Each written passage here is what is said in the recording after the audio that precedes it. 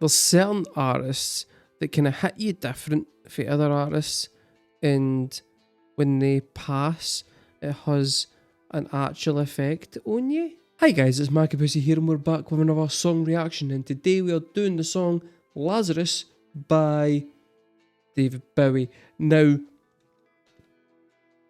full disclosure, I'm like certain that I've heard this song before. I don't remember it, but I've definitely heard it before because I bought Black Star the day it came out, and I listened to the album and I thought it was a fucking masterpiece. And then like a day later, he was dead. And I did not listen to that album again after that, because that was well, no, I did. I tell a lie. I did. I tried to listen to it the day that I found out he had died. And I found it far too fucking depressing. Because the guy wrote the whole thing knowing that he was dying, and he released it knowing that he was dying. And this music video, I'm pretty sure, is gonna be fucking miserable because it must have been made when he knew that he was dying. And the song's called Lazarus, which is all about some guy that comes back from the dead. So we're gonna get in and we're gonna listen to it, and we're gonna see in retrospect how fucking miserable is this thing, and how fitting a eulogy is it to a career as expansive and as legendary as David Bowie's.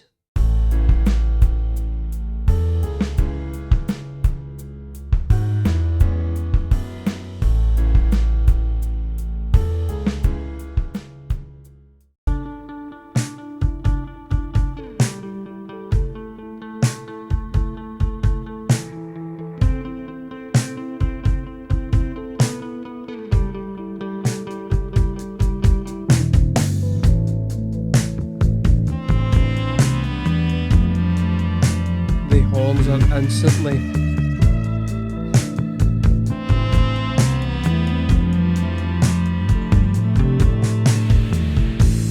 Look up here, I'm in heaven.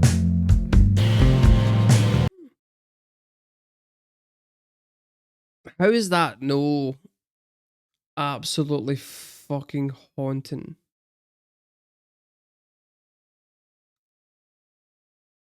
I don't know what the buttons represent. I suspect it's like mythological, but I don't know. But I mean, the guy clearly, like, the guy looks so frail. Also, like that. So this is the thing, right? This is the reason I didn't listen to the album again, because finding out because I was a huge Bowie fan. And then like I put this album on the day that he died, and that's the opening fucking line. And I can't do this. Like this is too much. I don't want to listen to this right now. And I just put something else on that was less heavy. But yeah, it's kind of similar for me.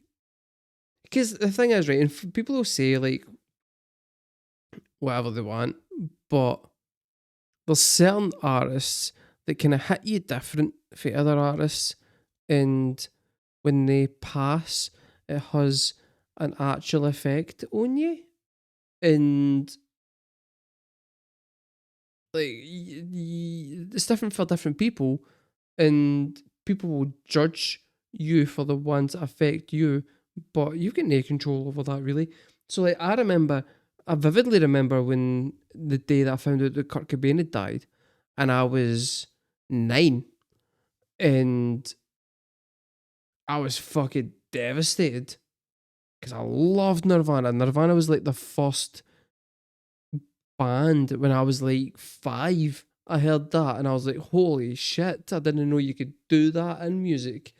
And it was like the first band that I proper fell in love with, and I was obsessed with Nirvana. And then suddenly he was dead, and I was like, holy shit. The next one for me after that was Scott Hutchison for Frightened Rabbit, which I've spoke about at length on this channel before. But I still struggle to listen to the song "Floating in the Fourth" because it just gets me. And this song was kind of the same with this. Look up here, I'm in heaven. I've got scars that can't be seen. I've got drama, can't be stolen. Everybody knows me now.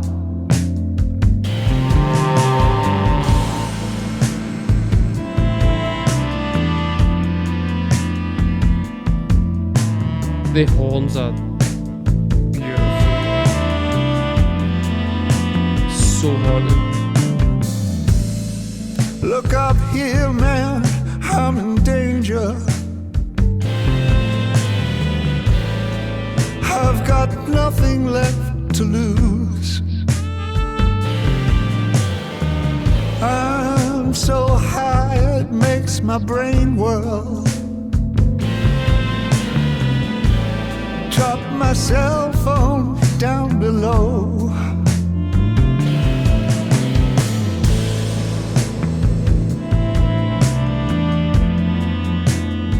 Ain't that just like me?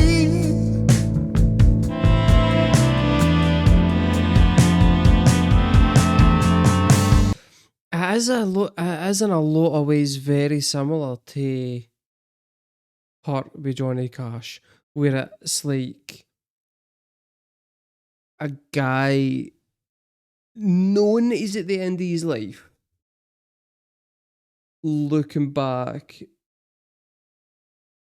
and they've led like a troubled, difficult, flawed life, and looking back over it and kind of just being like, well, this is who I was.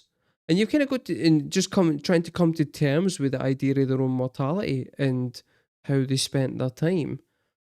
And it's weird because Johnny Cash did it using a Nine Inch Nails song that was about something else entirely, and recontextualized that in a really kind of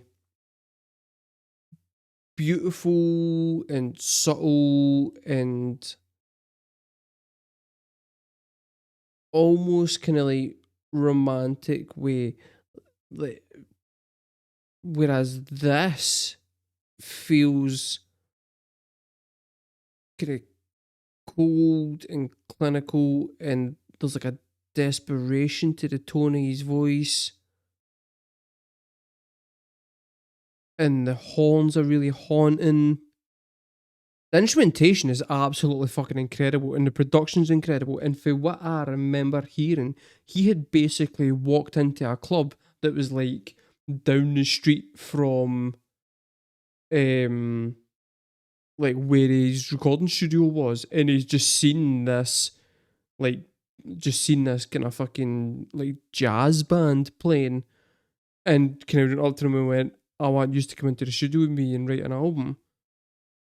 And like he basically wrote the concepts for the songs and the lyrics and the melodies and stuff, and they did all the instrumentation, and have come out with, frankly, I was arguing this earlier on actually with somebody, like his best ever album is a complete work. It's fucking amazing. Tough listen that I just don't go back to, but you can't deny every song on it is a masterpiece. It's beautiful. Yeah, it's an incredibly weird artistic achievement. That was like when it very first came out, and everybody was like, "This is astonishing," and then when he died, like a couple of days later or something, and everybody was like, "Fuck, we get it now," and it was just suddenly just crazy. By the time I got to New York, I was living like a king. Then I used up all my money. I was looking for your ass. This way or no way.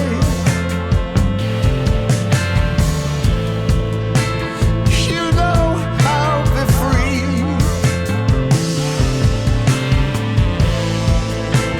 Just like that bluebird. Now ain't that just like me?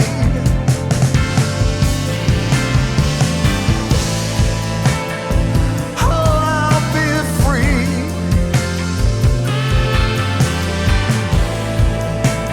Just like that bluebird. Oh, I'll be free.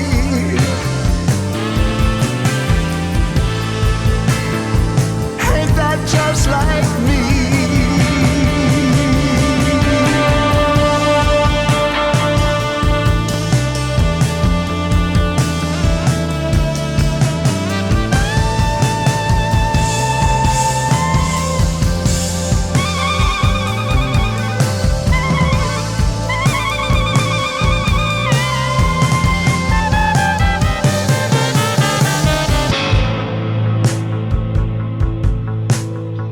That's cool.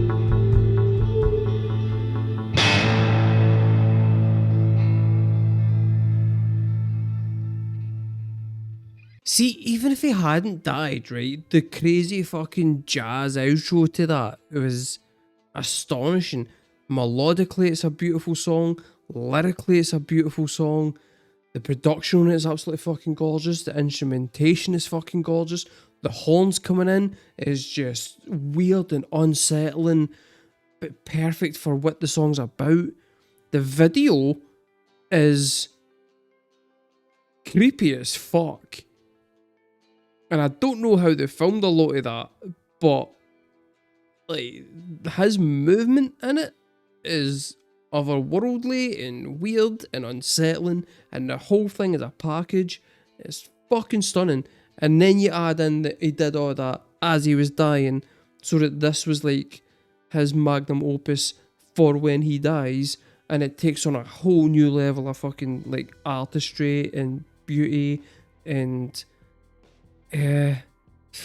stunning. But here's the thing, right? So here's my question to you guys. I really like David Bowie, but I'm only really familiar with maybe a couple of his albums. I think Ziggy Stardust is a masterpiece. And this is going to sound weird, but I'm a big proponent of Outside, which I know a lot of folk hated, right? But I'm Deranged on that song, which was used for the Lost Highway soundtrack by David Lynch, is one of my favourite David Bowie songs. I think it's fucking brilliant. I really liked Earthling when he went drum and bass. Like, I thought some of his more kind of adventurous choices were great. But what is your favourite era of Bowie?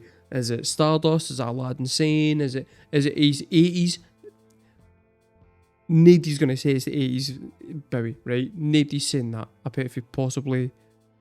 I think he's got like a Berlin trilogy that's considered fucking amazing. I've got Low on vinyl and I've never listened to it. Should I be doing that? Who knows? Let me know in the comments below, what's your favourite Bowie song? What's your favourite Bowie era? What's your favourite memory of David Bowie? Because I know that there's going to be a lot of people out there where he meant a lot to a lot of people. And a lot of people have got fond stories of him. So let's hear them. I'd be curious. But yeah. I've been markabusi, guys. Thank you very much for watching, and I will see you next time.